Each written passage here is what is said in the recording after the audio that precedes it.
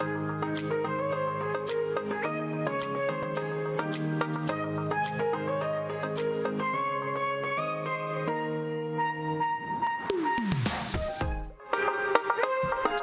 me say a special good morning to our listeners via Classic Radio 105.5, 105.9. Good Tuesday morning to you. Our viewers via GBN TV, good morning to you. If you're viewing channel 7, channel 11, or channels 20, good morning. Welcome to the point here on GBN TV and Classic Radio. Let me say good morning to my social media audience. Maybe those of you only via our YouTube channel. Still our apology for those of you who are usually taking time out to view and listen via the Facebook page. That still haven't been sorted out as yet. Hopefully before the end of this week that will be sorted out so we can get you listeners and viewers who always have positive feedback, those of you who view and listen via the Facebook page. And it's Tuesday, as I mentioned, and it's usually Opposition Tuesday here on To The Point. And this morning, representing the opposition this morning, we have for you Ms. Kate Lewis Peters with us this morning. She's actually the parliamentary representative for the St. Andrew Northeast. Let's go over to her and say good morning to Ms. Peters. Ms. Peters, good morning and welcome. How are you?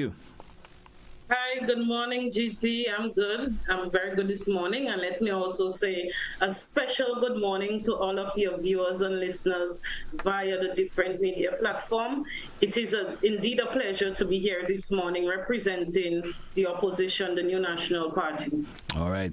Thank you so much for, of course, taking the time out to be with us this morning. It's always a pleasure to have you on the show. There's always interesting conversation anytime we do, of course, get that chance to interact. We're kicking off our conversation this morning being, of course, the parliamentary rep for St. Andrew Northeast. And, of course, let's kick it off with some updates from your constituency this morning. Tell us what's going on in your constituency before we get into all the other bits and pieces of conversation we're going to have for the next 55 minutes or so. What's going on inside of St. Andrew Northeast, you being the parliamentary rep for the opposition in that particular constituency? Okay, so let me first say a special good morning to all of the constituents of St. Andrew Northeast.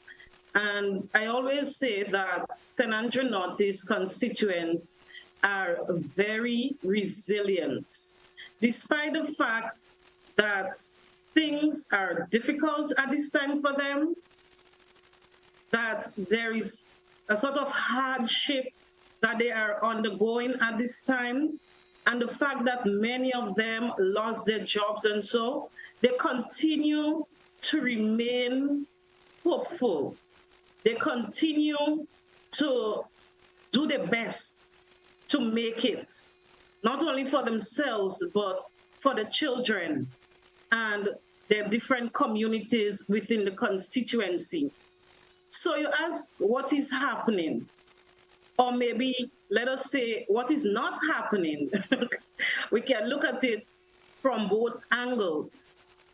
Because I always like to go back to the fact where before we demitted office in 2022, the amount of projects within the varying constituency, within the varying communities that were on stream, has come to a halt, to a serious halt.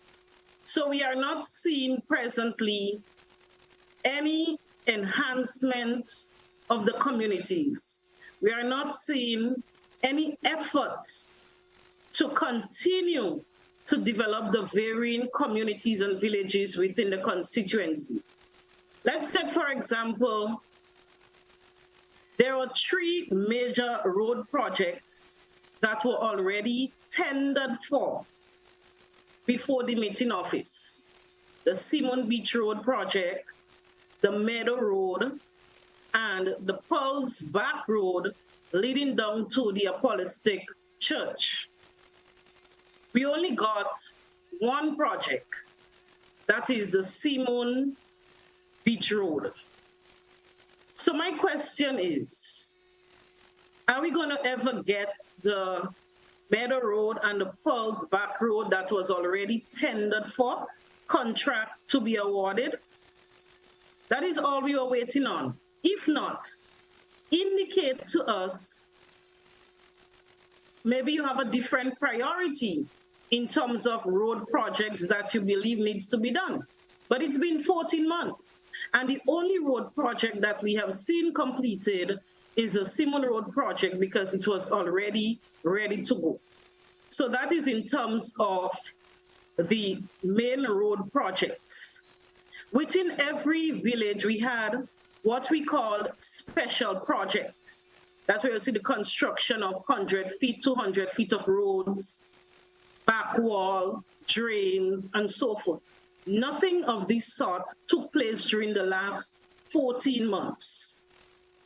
Then I want to speak about the La Poterie lighting, playing field lighting. We did the expansion and upgrade of the La Poterie playing field, and it was supposed to culminate with the La Poterie playing field lighting. The contract for the lighting and so was already signed before we demitted office. So within the month or two after the general elections, the poles went up, the lights went up. 1 year later, still no electricity connection so that the residents of La Poterie community can enjoy nightly activities, what we were targeting at the time. We also had the construction of, I would say, a conference room and toilet facilities at the Pearls playing field, because we know that this playing field were used regularly by different residents, sporting organizations, the GCA school, and so forth. Realizing that it lacked the necessary amenities, we constructed that building, the toilet facilities, and the conference room upstairs. The only thing that was left to be done was the water connection and the electricity connection. 14 months later, the building is still locked down, not ready for use by the residents of that area. So these are some of the things that you ask what is happening, I would say what is not happening. The last time I was here, I spoke about the Simon Pearls Boat Bridge.